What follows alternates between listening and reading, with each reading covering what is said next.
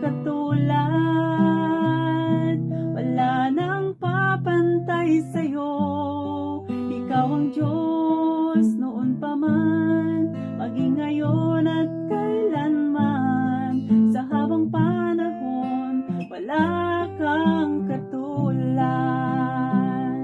wala kang katulad, wala nang hihigit sa'yo.